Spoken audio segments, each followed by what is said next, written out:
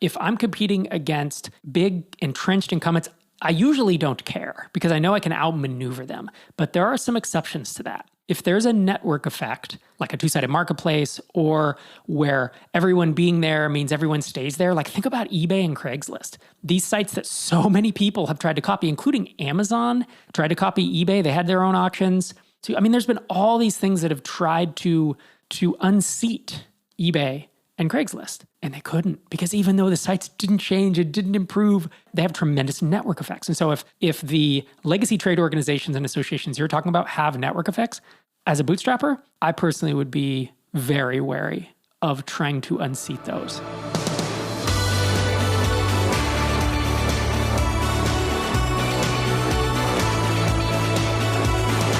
Welcome back to Startups for the Rest of Us. I'm Rob Walling. And if you want to see one of the worst hair days I've had in years, go to twitter.com/startupspod and check out the clip from today's episode.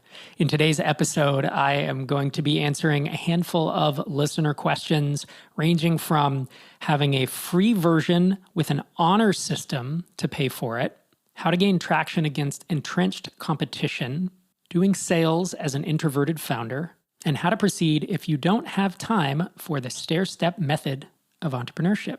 Before we dive into today's questions, if you haven't checked out my YouTube channel, it's at microconf.com/YouTube. I'm putting out 52 YouTube videos a year with topics ranging from new SaaS ideas that you should build, looking at acquisition funnels, high touch, low touch, talking about sales, talking about the SaaS cheat codes, pulling some things out of my book and expanding on them.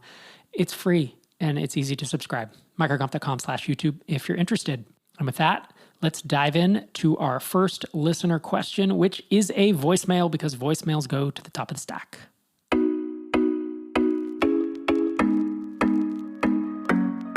Hi Rob, and thanks for the show and books. I recently launched my first product, a vulnerability scanner available at opalopc.com. It is a desktop application. It is free for non-commercial use and for commercial use only for small organizations. The rest need to buy a license to use it. I currently trust users to buy licenses if they are not eligible for free use. The program does not do any license checking itself. My reasoning behind this is that those interested can freely test the product, and the target market consists of very large organizations, and I doubt they will take the risk of breaching the end-user license agreement. What do you think of this? Should I remove the free plan? How would you continue? Keep up the good work. Thanks. So I'll be honest, I struggle with this because it feels like just one step above a tip jar, of saying, hey, if you like us, support us. I know that you will have a license such that big companies won't want to break that license. But I'll be honest, there are a bunch of people, individual contributors at big companies that will download it and just never say anything. You're gonna lose out on revenue. And I've never loved the model where I get a small bit of money from a very small percentage of my audience. I feel like if people get value out of my software, I want them to pay for it. Now, the exception, of course, is freemium, having a free plan. And in that case, we look at our 4, rules of thumb around freemium, which of course were swiped, as most of my good ideas are, from Ruben Gomez of Signwell. And one of them is there a tiny bit of virality such that another user using it can potentially refer, a separate user? Is it low support? Is it low onboarding? And is there almost no cost to you for them to use the software? And my guess is the last 3 are accurate. Probably no virality for you. So I guess the question is does it need to truly be free forever? Or could it be a 14-day, a 30-day, a 60-day free trial that then stops working at a certain point? That's probably the default way I think about it. Or having your version so limited to where if it's a vulnerability scanner, maybe there's 500 types of vulnerabilities and it only scans for 50 or 100. And so to actually get value out of it, because if I'm an individual user, a consumer, and I want the full value, shouldn't I upgrade, and enter a license key such that it unlocks those? I don't know. It feels to me like having a true free consumer version. I know that's how WinZip made their money back in the days. Oh man, that's a throwback. Remember WinZip? And there was that old Winamp player thing from Microsoft, I believe. I mean, but it's Microsoft, right? They have infinity money and can kind of do whatever free they want. If I was bootstrapping this and actually trying to make money on it, freemium pushes out your revenue, right? It pushes out that revenue line. And if you have a bunch of funding, that's okay. And you can play the long game like Dropbox did and the other freemium players that we could mention off the top of our head. Figma, that was one, right? But if you're bootstrapping, you're trying to get to the point where you're quitting your job, while I may have a free version, I personally would kind of want there to be more impetus than just honor system for someone to pay me money, because my gut is, even of the people who should pay you money, it's going to be 1 in 10, 1 in 50, just some tiny, tiny number. And unless I get a cajillion installs of this thing, like you need hundreds of thousands of installs of this in order to make any type of real money. And that's tough, because getting tens of thousands or hundreds of thousands of anything is hard if you've built it. So that's my take. I mean, I'm more of the SaaS mindset rather than the old school shit. You're almost talking shareware is what you're talking. And that model is not one that I personally would return to. So thanks for your question. I hope that was helpful. Our next question is from Zach.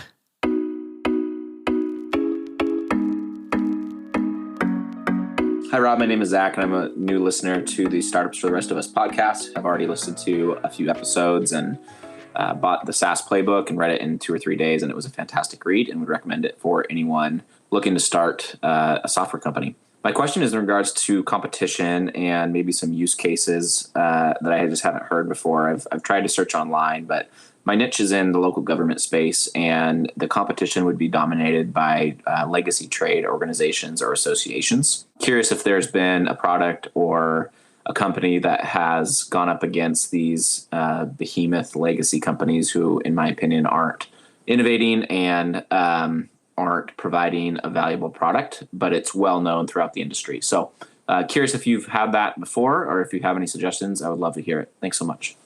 Okay, so this depends on a couple things. Realistically, I don't quite understand what your business is or exactly how you're competing, but when I think about it, if I'm competing against incumbents, big entrenched incumbents, I usually don't care because I know I can outmaneuver them. But there are some exceptions to that. If there's a network effect, like a two-sided marketplace, or where everyone being there means everyone stays there. Like think about eBay and Craigslist. These sites that so many people have tried to copy, including Amazon, tried to copy eBay. They had their own auctions.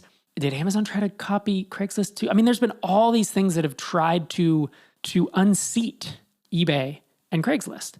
And they couldn't, because even though the sites didn't change, it didn't improve, they have tremendous network effects. And so if the legacy trade organizations and associations you're talking about have network effects, as a bootstrapper, I personally would be very wary of trying to unseat those.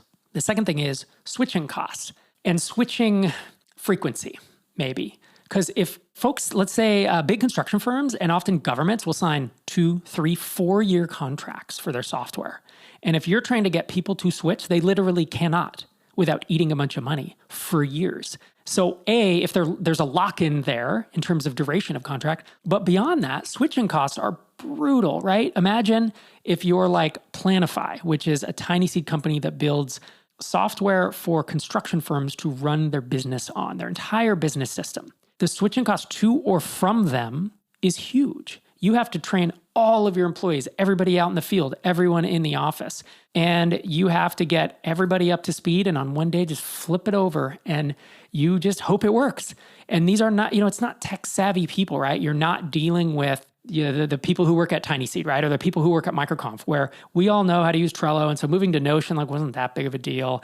And building something in Airtable, we just kind of figured it out. Like you're dealing with folks who, I'll say like my dad, who worked 42 years in construction. He kind of knows how to use a computer. That's about it, right? He'll call me and say, I can't find where Firefox is because like the shortcut from the homepage got deleted. He doesn't know where to find it, right? So that's can be the level you're dealing with. And so switching costs are a big deal because the retraining and getting people up to speed is tough. So I'm not saying don't do it if there are big switching costs, but if there are big switching costs, like I would want to enter a space where new people are coming in all the time, right? Let's say I built Drip, email service provider, competed with MailChimp. Switching costs are not that high, but mentally people think they are. But there are new people coming in all the time, just getting started. and new people with kind of email lists that want to, move it to an official ESP or whatever. So while there were switching costs, there was also a lot of opportunity each month for new people, who were looking for a solution. If you don't have that and you have high switching costs and you're literally trying to pull them from entrenched competitors, it's going to be tough. I'm not saying don't do it, but those are the two headwinds I'd think about. The third one is brand, right? Do they have a strong brand and does everyone love them? Then there's no reason to switch. Unless people are complaining or there's an actual problem like, oh, they're so expensive. They don't actually do anything for the money. Oh, yeah, we all hate them, but we're just with them because they're the only option. Well, now I start thinking, okay, how hard is it to switch? And if one person at a time or one company at a time switches to my software, do they get the same value, or do I need like 100 or 1,000 to switch at once because there's a network effect, right? Again, coming back to if it was a network effect thing, I probably wouldn't do it, or I would seriously consider not doing it. Now, if you weren't talking about trade organizations and associations and city governments, local governments, I guess you said, it's a whole different story, right? Because if we're going into MarTech, marketing technology, where the switching costs are low and there are no network effects and there are some big brands in the space, but people don't like them. I mean, there is huge opportunity, in my opinion. But that's not the question you asked, so I answered it with the information given. So thanks for the question, Zach. I hope that was helpful. Finding the perfect software engineer for your team can feel like looking for a needle in a haystack, and the process can quickly become overwhelming. But what if you had a partner who could provide you with over 1,000 on-demand, vetted, senior, results-oriented developers who are passionate about helping you succeed? And all that at competitive rates. Meet Lemon.io. They only offer hand-picked developers with 3 or more years of experience and strong, proven portfolios. With Lemon.io, you can have an engineer start working on your project within a week instead of months. Plus, you won't waste your time on candidates who aren't qualified. Lemon.io gives you easy access to global talent without scouring countless job boards, and it's more affordable than hiring local talent. And if anything goes wrong, Lemon.io offers swift replacements, so it's kind of like hiring with a warranty. If you need to grow your engineering team or delegate some work, give Lemon.io a try. Learn more by visiting lemon.io/startups and find your perfect developer or tech team in 48 hours or less. As a bonus for our podcast listeners, get a 15% discount on your first 4 weeks of working with a developer. Stop burning money, hire devs smarter. Visit lemon.io/startups. Next question is from Bhavesh. And I'm answering this one even though it's a written question because it is almost 11 months old. And that sometimes happens with these. So Bhavesh asks, what makes a SaaS product a low-touch strategy? If all the competitors are undertaking a high-touch sales strategy, can a low-touch sales strategy be possible? So the answer to the latter question is yes, it can. The answer to the first question of what makes a SaaS product a low-touch strategy, there's a couple things, right? So if you aren't charging very much, it kind of has to be low-touch. But you really have to do the touch strategy to support the way that your customers buy. If they all want demos and they all want high-touch sales and onboarding, then that's what you do to get the most customers. That's just what you do. You adapt to what the customers want. Here's the kicker. If they all want high-touch, but they're super cash-strapped, let's say they're a school or a library or a nonprofit, and they need the high-touch, but they are only willing to pay $30 a month, that's a tough business. I would say, I don't say bad business, but like I would never start that business because you're going to need a lot of person hours that aren't justified based on the average revenue per account per month or the lifetime value or that, the annual contract value, whatever you want to say. You're just not making enough money to justify it. So usually I look at how do the customers want to buy? And in some spaces, like construction firms buying their business system I was just talking about with Planify, they're not going to self-serve. They're always going to go through a really long sales process. I think most lawyers, like if you're serving legal, they want to do, usually there's at least a demo or a conversation. If you're selling to developers or marketing technology or to entrepreneurs, there's a split. Usually, like with developers, there's like more low touch, no touch. With entrepreneurs, there's like a subset who are not as technical. But I think of like the startup founders. I shouldn't say entrepreneurs broadly, but more like kind of technical, semi-technical startup founders. The more technical they are, oftentimes they want that lower touch, but that's a generalization. And so once you enter a space, it's like getting to know your customer, right? Getting to know your prospects, how they want to buy, and then realizing, can I charge enough to make it worth that level of effort? And to go back to your second question, which is if all the competitors have a high touch strategy, can a low touch strategy be possible? The answer is yes, if your customers are willing to buy on the low touch. And in fact, if you can then charge a lot less and have a great product and make it simpler, because there's a certain subset that don't want high touch. I'll give you an example. Infusionsoft, which is now known as Keep, I think it's spelled Keap, they did high touch only. And they're marketing automation, by the way. They did high touch only, and they were like $300 or $400 a month and up. So they were priced high, and they did this sales strategy. When I launched Drip, we had a decent subset of their functionality once we got automations, and we had, you could say 80% of their marketing automation functionality. Now they have other stuff built in, a shopping cart. We weren't going to build affiliate management, blah, blah, blah. But just in terms of email marketing and marketing automation, we had enough of their functionality that a good chunk of their users could use us. And I went with a low touch strategy, frankly, a low or no touch. And I think we did have a book a demo, and it was only if you were over $100 a month or whatever, we would do a demo.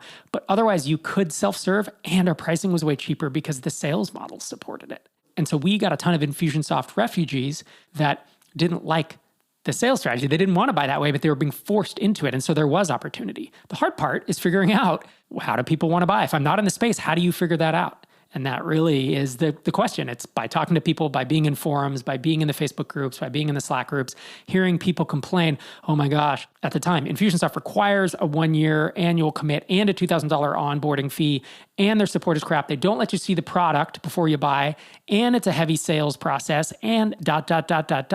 So I looked at that and said, our product is a lot easier to use. Therefore, we don't need all the onboarding and all this other stuff.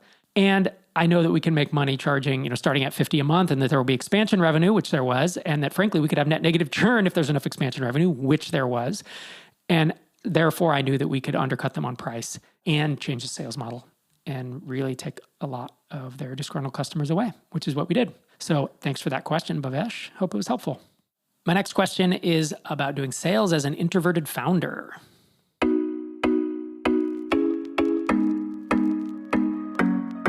Hey Rob, I'm Jordan from the Netherlands. I've been listening to the show for about 6 months, and I absolutely love the show, so thanks a lot.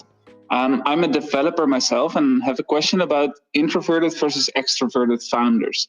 So on the show, you mentioned founders doing the sales up to a certain point of the business. And to me, that makes total sense. But as a more introverted person, I've always found sales to be difficult, perhaps more difficult than for more extroverted people. Or at least that's my assumption. So I'm kind of curious where you see yourself on the extroverted versus introverted scale, and what advice you have for founders that are more introverted when it comes to sales. Thanks a lot, Rob. Bye-bye.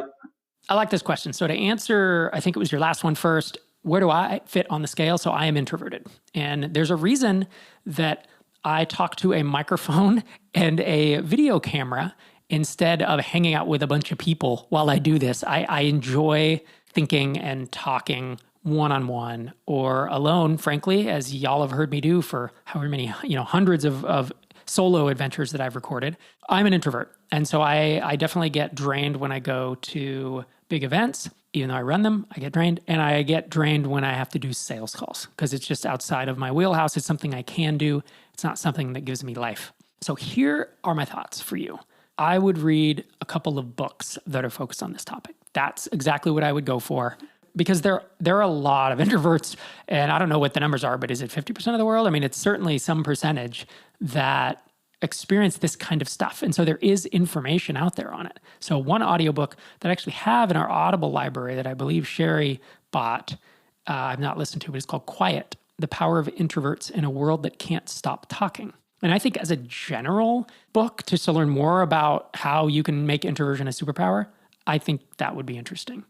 Then the other book that I have not read, but I have had recommended to me, and it's by Matthew Pollard. It's called The Introvert's Edge, How the Quiet and Shy Can Outsell Anyone. And that's $11 on paperback on Amazon. And it looks like there's an audio version or whatever. I mean, frankly, go to Amazon and type in sales as an introvert, or go to Google and type in sales as an introvert book, and just pick one with high reviews. And I think the one that I've heard recommended the most is The Introvert's Edge. But someone is going to have a book's worth of info about this and a thought process and a framework and here's how you take sales and turn it on its head. If you're introverted, that's actually an advantage. So here's one thing I do because I'm introverted and so I'm a little anxious about sales. So I would get on a sales call when I was doing it for Drip and I would say, hey, I'm Rob, I'm the founder. I'm really not a salesperson, but I know that you wanted a demo and I'm here to show you what we can do and try to figure out if we're a fit for your use case. If we can help you and maybe save you some money, because I know you're on Infusionsoft, talk to me about your setup today, right? And I would kind of get them walking into it. And then I would be evaluating in my head, are they actually a fit? I only want to sign them up if they're a fit. I didn't want bad customers, that are going to churn or going to be a bad use of our time. And so I would just be pretty honest with them and be a human upfront about this is who I am and this is the goal of the call, rather than trying to talk them into it or trying to act like someone that I wasn't, right? I didn't try to channel some fake extrovert in order to do sales. But that's just my experience. I hope you can find more help in one of the books that I called out. And my last question of the day is from Jake. Jake asks, thank you for the amazing content and insights you share on the podcast and the blog. My question, what if your idea is time sensitive and you don't believe you have the time to do the Stair Step approach to learn? I'm working on a site to test the idea and see if it has traction. Thanks, Jake. I would probably just go validate it then. You know what I mean? Like the Stair Step method is, I don't have any ideas and I'm going to go try to do it in a repeatable, predictable fashion that I have a decent confidence that I'm going to build it up over time and I'm going to have some moderate successes over time that build and build and build. If you have an idea that you really want to build, you're just very passionate about, then go validate that, right? You can do the 5 p.m. idea validation framework to kind of do a first pass at it and then do some type of validation. I've talked about this. There's the high touch validation where you're actually having conversations, whether via email or Zoom or Looms. And then there's like the low touch validation where you build a landing page and you can send traffic to it either just by talking about it to your audience or running ads or SEO or whatever. There's a bunch of different ways to do that. So there's kind of there's more validation modes than that, but those are the two that I think about. I would certainly not go build this because I didn't have time to Stair Step, but to skip to validation on something that you think there's a real need for and you believe that you're excited to build it, there's no rules in this, right? It's just recommendations. It's frameworks. It's best practices to try to help get you to success faster and more often and more predictably. But none of this is set in stone. It's all just the insane ramblings of some guy who has been starting companies for 20 years, has a few $1 million companies under his belt, and has been talking on a microphone for 13 years. Thanks so much for joining me today and for sending in your questions. If you have a question for the pod, go to startupsfortherestofus.com, click Ask a Question at the top of the top nav, and audio and video questions will go to the top of the stack. This is Rob Walling signing off from episode 691.